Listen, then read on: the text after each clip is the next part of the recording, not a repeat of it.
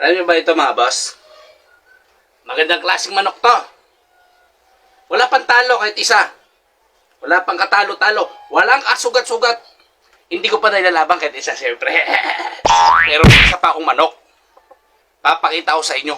Napakagandang manok. Samahan niyo ako. Yan isa ko pang napakagandang manok dito. Panlaban na panlaban talaga. Kukutungan kita. Texas, oh. Texas yung panlaban ko yan, oh.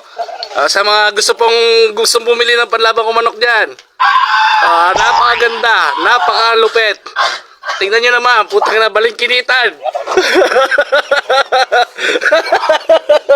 Yan ang panlaban ko mo ngayon.